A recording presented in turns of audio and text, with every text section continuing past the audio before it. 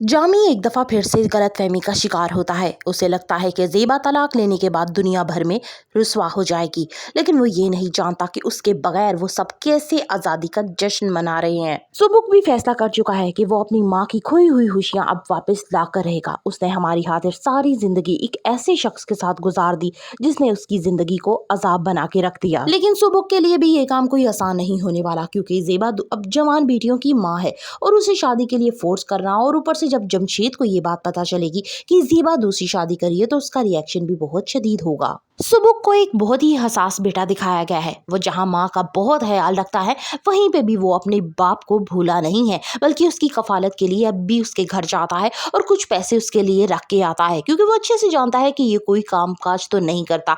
लेकिन जैसे ही जामी उसको देखता है, यानी अपने बेटे को, तो उसका पारा सातवें आसमान तक पहुंच जाता है और उसे कहता है कि आज तुम बहुत खुश होगे अपनी माँ को छुटकारा दिलवा के, लेकिन याद रखना तुम्हारी माँ दर दर की अब ठोकरें खाएगी। सुबुक कहेगा कि आपको मेरी माँ की परवाह करने की अब जरूरत नहीं है, क्योंकि उनके लिए उनका बेटा ही काफी है। जमशेद कहेगा कि तुम्हारी माँ का यह गरूर टूटता हुआ मैं जल्द देखूंगा, क्योंकि जब तुम्हारी शादी होगी तो तुम्हारी बीवी भी तुम्हारी माँ को बर्दाश्त नहीं करेगी। सुमेरा सारी सच्चाई सुबुक को बताती है और उससे कहती है कि जमाल आज तक ज़ेबा का इंतजार कर रहा है, उससे मोहब्बत करता है, लेकिन ज़ेबा सिर्फ तुम लोगों की वजह से दूसरी शादी नहीं कर रही। लेकिन यहाँ सुबुक कहता है कि ये तो गलत है। सुबुक अपनी माँ के लिए लेने वाला है एक बड़ा फैसला। For the further reviews of Kafeel, करनी subscribe my channel and like the video.